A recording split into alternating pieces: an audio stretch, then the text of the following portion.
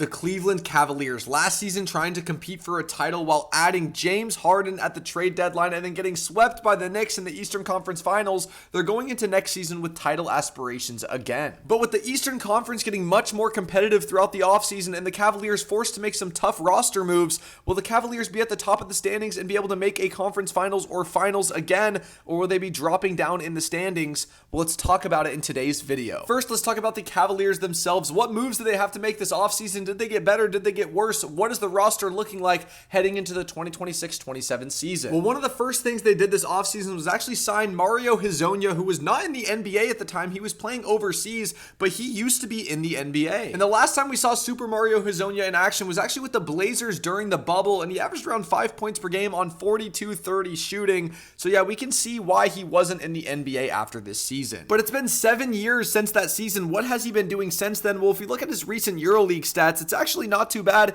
In his most recent season, he averaged 17 points per game. And looking at the efficiency here, 36% from three and 46% from the field. Not too bad. Is it good enough to come back into the NBA? I mean, I guess they're giving him a shot. But if you're a normal NBA fan and you're looking at this, the addition of Mario Hezonja is not going to put the Cavs as an immediate title favorite for you. Obviously, they're going to have to do some more moves, especially after losing some players in the offseason as well. Like D-Wade, the one and only D-Wade of the NBA, is now on the Philadelphia 76ers, and this loss for the Cavaliers is actually a lot worse than you may think. And it's mainly on the defensive side of the ball. Look at some of these quotes from these players. Evan Mobley saying that Dean Wade is up there, some of the best defenders in the NBA, highly underrated. Donovan Mitchell putting him up there as well, saying Dean Wade deserves so much credit. Dean Wade saying himself his game has evolved, defense is being put first in his mind, and offense is second. It's just amazing to have a bench player like this. And obviously, offensively, he's nothing special, but he could shoot the three. I think he was around 41% from corner threes, and in general, 36% is around league average. So having a defender like that can shoot league average threes, I mean, that's a huge plus for any NBA team. And while the Cavs have only added Mario Hezonja and lost players, the rest of the Eastern Conference is going absolutely crazy. The Raptors are probably going to get back Kawhi Leonard, the guy that brought them a championship in 2019, and the rest of the team is looking really scary with Scotty Barnes and RJ Barrett as well. And then in Philadelphia, you have them adding Jaylen Brown and LeBron James, plus Dean Wade, Anthony Simons. The Philly team is looking super amazing, probably title contender favorites next year. The Greek Freak is now in Miami with Bam Adebayo, Mr. 83 himself, forming a crazy paint duo over there. And then you have teams with players getting back from injury like the Pacers and Tyrese Halliburton, who went to the finals in 2025, and they're looking to go back again. Not to mention teams that are kind of staying the same, like the Knicks, the Celtics, and the Pistons. All three of those teams are also looking to go to the finals next season, and the Cavs are right in the middle of all of this. It looks like they have to make another move in order to separate themselves. And boom, here is the move that the Cavaliers are going to make. They are going to get Peyton Watson in a sign-and trade. Oh my goodness, the 3-and-D wing in Denver who was breaking out last season, he is now in Cleveland. What did they have to give up in order to get Peyton Watson on the team? Okay, it's looking like they had to give up some cash considerations, Dennis Schroeder, a first-round pick, and Max Strus. And they get back Peyton Watson and Cam Whitmore. Okay, yeah, let's analyze this. Okay, so the loss of Dennis Schroeder might look bad, but it's really not as bad as you would think. In 70 games last season, half for the Kings, half for the Cavs, 10 points per game, 40% from the field, 33% from three. Not the greatest stats we've ever seen from Dennis Schroeder, but in the playoffs is more specifically what I'm talking about. If you guys watch the Cavs in the playoffs, look at some of these games from Dennis Schroeder. If you had to guess how many minutes he was playing in these games, what would you guess? Maybe 10, 11? No, he's getting nearly 20 minutes a game in all of these games. And already having two elite guards in Harden and Donovan Mitchell, one of them will probably be on the court at all times. So Dennis Schroeder, losing him, it really isn't the end of the world here for Cleveland. So obviously next up to talk about in this deal is Max Strus. Losing him is obviously way more of a loss than losing Dennis Schroeder. He only played in 12 regular season games last year, but 40% from three. I mean, that's what you expect from him. Almost 7 3-point attempts per game. Max Strus is one of the elite 3-and-D wings in this league. And he actually played more postseason games than regular season games. In 18 games, around 10 points per game. 40% from the field, 36% from three on around 6 threes per game. Obviously a little bit of a regression here, but he didn't play the entire regular season. He was basically just thrown into the fire in the postseason, and we all know what he can do on the court. And honestly, I'm not going to take those stats too seriously. And then obviously they also gave up a first-round pick to get back Peyton Watson. Now Peyton Watson is going to have to fill the shoes of losing Dean Wade, Max Strus, and Dennis Schroeder. Is that going to be enough? Is he really going to be good enough to fill all of those shoes? Well, if you're not familiar with his game, Peyton Watson was on the Nuggets primarily as a defender throughout the first couple years of his career, but recently Specifically in this last NBA season, he averaged 14.6 points per game on 41.1 shooting from three. Oh my goodness, a clear offensive breakout. And most of this was going on while Jokic was out with that hyperextended knee injury in early 2026. Peyton Watson was stepping up and actually helping keep the Nuggets above water and winning games without Jokic out there on the court. I mean, just look at this stretch from Peyton Watson: 23, 24, 7, and 4, 30 points on 6 threes made, 67% from the field against Boston,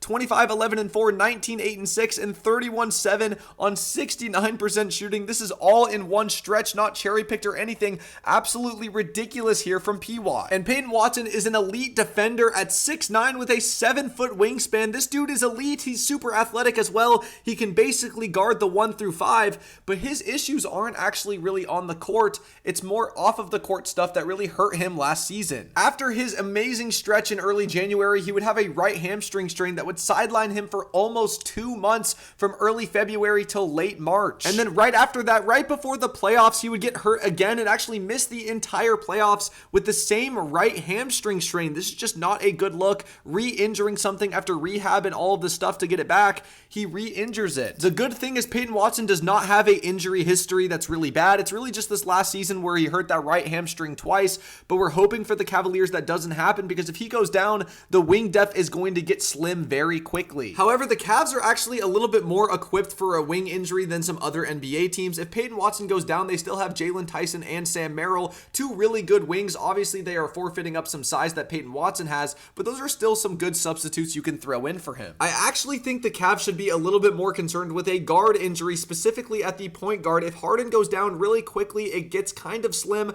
with Craig Porter Jr. maybe coming in to start, but I think you're more likely to see a Sam Merrill or Jay Tyson coming in and starting. But it's really tough to see what type of playmakers would be in on this team without Harden. It really seems like you don't have a primary playmaker. Obviously, Donovan Mitchell is a score-first guy, and then Evan Mobley and Jared Allen are more off-ball types of offensive players and great defenders. Peyton Watson's not a playmaker, and no one really off of that bench is a playmaker either, so Harden is really going to have to stay healthy this year so he can point guard the offense. But let's assume that the Cavs starters have a really healthy season and everyone plays 70 plus games. I think this team could easily be a top 10 offensive team and a top 10 defensive team at the same time with this starting five. Obviously, with the power forward and center position of being Evan Mobley and Jared Allen, Evan Mobley a defensive player of the year winner and Jared Allen just a great defensive presence in the paint, they're going to have one of the better paint defenses in the entire NBA. And then obviously Peyton Watson is probably going to be their POA defender the entire season, guarding whoever's best team player is, like Shai Gilgeous-Alexander, Jalen Brunson.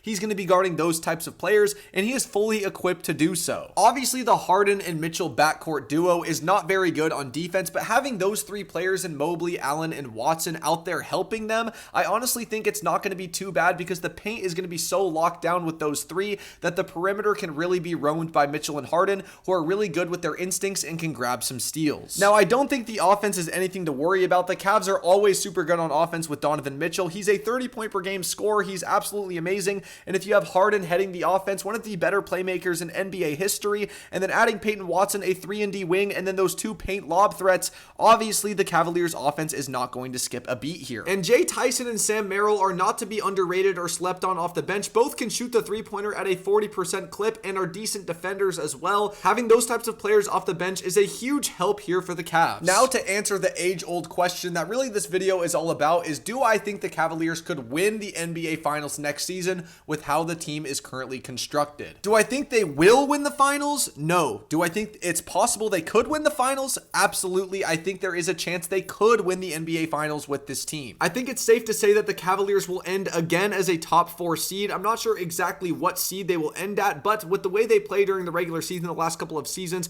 with Evan Mobley and Donovan Mitchell and Jared Allen, I do think that they will end as a top 4 seed. And once you get to the playoffs, it's all about matchups. If the Cavs can get some good matchups in the first couple of rounds and have an easy, not 7-game series twice in a row like they did with the Raptors and the Pistons, I do think there's a chance they go back to the Eastern Conference Finals and maybe even sneak into the NBA Finals. With Donovan Mitchell and James Harden, really anything is possible on offense, and then with Peyton Watson, Jared Allen, and Evan Mobley on defense, if they can lock up and then still be scoring the basketball, this team can compete with absolutely anybody. But let me know what you guys think. Please subscribe, like, and comment down below. I hope you enjoyed this video. I love all the support comments you guys have been leaving. We've been getting a lot of new regular fans coming in and watching the videos. Comment if you are one of those, or if you're brand new, I don't care. I love to read all of the comments. But today's secret word we do at the end of every video, we're going to do Donovan Mitchell lollipop. Guys, we're keeping it up with the sweets. Like, subscribe, hype the video, comment. I love you all. Peace.